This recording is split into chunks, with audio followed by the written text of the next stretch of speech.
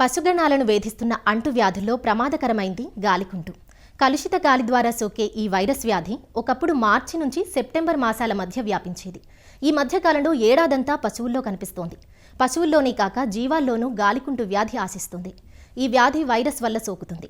పాల ద్వారా తల్లి నుంచి దూడలకు వ్యాపించి మొత్తం పశుగణమంతా వ్యాధి పాలిట పడే ప్రమాదం ఉంటుంది. కాబట్టి రైతులు జాగ్రత్త వహించి చికిత్స కన్నా నివారణ ముఖ్యమని గ్రహించి ముందు జాగ్రత్తలు తీసుకోవాలి. ఇందుకోసం ప్రభుత్వాలే ఉచిత టీకాలను అందిస్తున్నాయి. గాలికుంటును ఫుట్ అండ్ మౌత్ డిసీజ్గా ఆంగ్లంలో వ్యవహరిస్తారు. నోటిలోనూ కాలి గిట్టల్లోనూ పుళ్ళు ఏర్పడటం వ్యాధి ప్రథమ లక్షణం.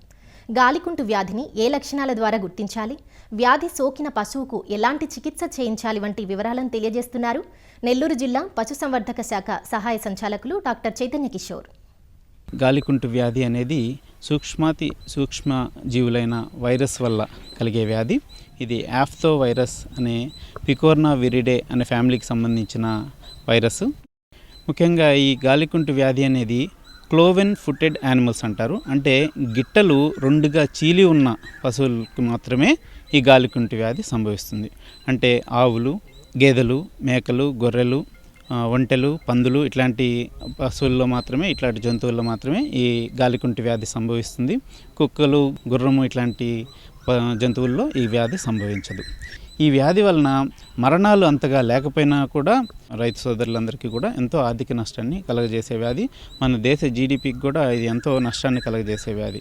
ఒక అంచనా ప్రకారము ఇది సుమారు సంవత్సరానికి 20,000 కోట్ల రూపాయలు మన దేశం ఈ ఒక్క వ్యాధి వల్లనే నష్టపోతూ ఉంది. పశువుల్లో సంభవించే వ్యాధులన్నిటిలో కూడా ఎక్కువ ఆర్థిక నష్టం కలగజేసే వ్యాధి ఈ వ్యాధి. వ్యాధి లక్షణాలు ముఖ్యంగా గిట్టల మధ్యలో పుండ్లు ఏర్పడటము, అట్లాగే నోటి లోపల బొబ్బలు లాంటి పుండ్లు ఏర్పడి దాంట్లో ఉన్న స్రావాలు చితికి ఆ స్రావాలు కారటము, అధిక జ్వరం ఉండటము, ఇట్లాంటి లక్షణాలన్నీ ఉంటాయి. గాలికుంటు వ్యాధి సంభవించిన గేదె యొక్క పాలు తాగిన దూడలు అకస్మాత్తుగా, అంటే హార్ట్ అటాక్ వచ్చిన విధంగా అకస్మాత్తుగా చనిపోయే పరిస్థితి కూడా ఎక్కువ ఉంటుంది. దానివల్ల కూడా మరణాలు ఎక్కువ సంభవిస్తాయి. అంతేకాకుండా ఈ వ్యాధిలో ఇంకా లక్షణాలు ఏంటంటే తీవ్రమైన జ్వరము, 104 నుంచి 107 డిగ్రీల ఉష్ణోగ్రత వరకు వచ్చే ప్రమాదం ఉంటుంది. కాబట్టి ఆ జ్వరం వల్ల మేత మేయకపోవటము, పాల ఉత్పత్తి కూడా తగ్గిపోతుంది అన్నమాట. ఇంకా గిట్టల మధ్య ఉన్న పుండ్ల వల్ల అవి సరిగ్గా నడవలేక కుంటుతూ ఉంటాయి. గాలికుంటు వ్యాధి అనేది సంకర జాతి ఆవుల్లో ఎక్కువ తీవ్రతతో వస్తుంది, మన నాటు ఆవుల కంటే కూడా. పొదుగు ఆపు కూడా ఈ గాలికుంటు వ్యాధి వల్ల కలిగే ప్రమాదం ఉంటుంది. ఎందుకంటే ఈ గాలికుంటు వ్యాధి వల్ల కలిగే ఆ వెసికల్స్ అనేవి రొమ్ముల మీద కూడా ఏర్పడే ప్రమాదం ఉంటుంది. కాబట్టి ఆ రొమ్ముల కూడా మీద కూడా పుండు ఏర్పడి దాని ద్వారా మాస్టైటిస్ అంటే పొదుగు వాపు కూడా కలిగే ప్రమాదం ఉంటుంది. కొన్ని పశువుల్లో ఈ వ్యాధి తీవ్రత ఎక్కువ ఉన్న పశువుల్లో అబార్షన్స్ కూడా అయ్యే ప్రమాదం ఉంటుంది.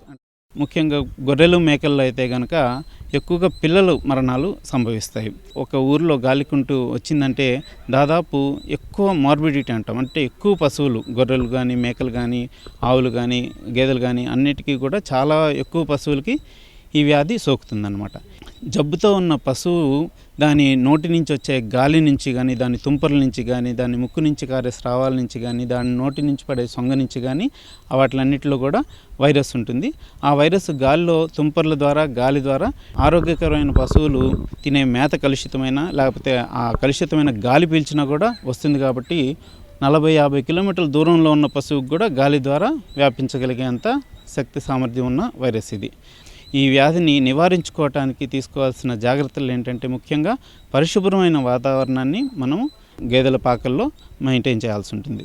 వ్యాధి ఉందని, దూరంగా ఉందని తెలిసినా కూడా కొత్త వ్యక్తుల్ని రానివ్వకపోవడము, పాకనంతా కూడా యాంటీసెప్టిక్ స్ప్రే చేసుకోవడం కానీ ఇట్లాంటి జాగ్రత్తలు తీసుకోవాలి. అంతేకాకుండా అన్నిటికంటే ముఖ్యమైన చర్య ఏంటంటే మనం చేయాల్సింది గాలికుంటు వ్యాధి నివారణ టీకాలు. టీకాలు అనేవి మన ప్రభుత్వం వారు ఉచితంగా ప్రతి ఇంటి వద్దకు వెళ్ళి మన రైతు భరోసా కేంద్రాల ద్వారా యానిమల్ హస్బెండరీ అసిస్టెంట్స్ జనవరి 2వ తారీఖు నుంచి ఈ జాతీయ గాలికుంటు వ్యాధి నివారణ టీకా కార్యక్రమం జరుగుతూ ఉంది. నేను కోరేది ఏంటంటే రైతు సోదరులందరూ ఈ కార్యక్రమాన్ని వినియోగించుకోవాలని కోరుతున్నాను. ఈ టీకా చేయడం వల్ల రైతుల్లో ఉన్న అపోహ ఏంటంటే టీకా చేయడం వల్ల పాలు తగ్గిపోతున్నాయని ఇట్లాంటి అపోహలతో కొంతమంది వద్దని అంటున్నారనేది మనకు వచ్చిన సమాచారం. అట్లాంటి అపోహలు ఏమీ పెట్టుకోకుండా ఉచితంగా చేస్తున్న ఈ టీకాల కార్యక్రమాన్ని పూర్తిగా వినియోగించుకోవాలి రైతు సోదరులను కోరుతున్నాను. ఈ టీకాల కార్యక్రమం వల్ల ఏంటంటే సంవత్సరానికి 2 సార్లు వేస్తాము. ఇప్పుడు జరుగుతూ ఉంది. అట్లాగే వర్షాలకు ముందు జూన్ జూలైలో కూడా ఒకసారి టీకాల కార్యక్రమం దేశవ్యాప్తంగా గవర్నమెంట్ ఆఫ్ ఇండియా ద్వారా జరుగుతూ ఉంటుంది.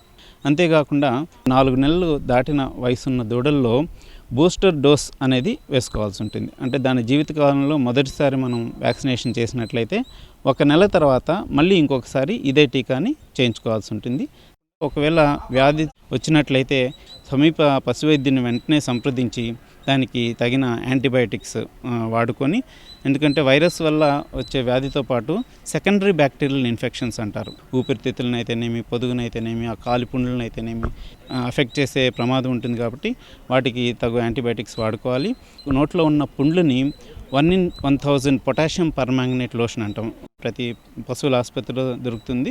దాంతో శుభ్రంగా ఆ నోటిలో ఉన్న లీజన్స్ని, ఆ నోటి పుండ్లని, గాయాలని శుభ్రంగా కడిగి దానికి బోరోగ్లిజరిన్ పేస్ట్ అనేది పూసినట్లయితే దానికి కొంచెం నొప్పి తగ్గి కొంచెం మేతలో పడే అవకాశం ఉంటుంది.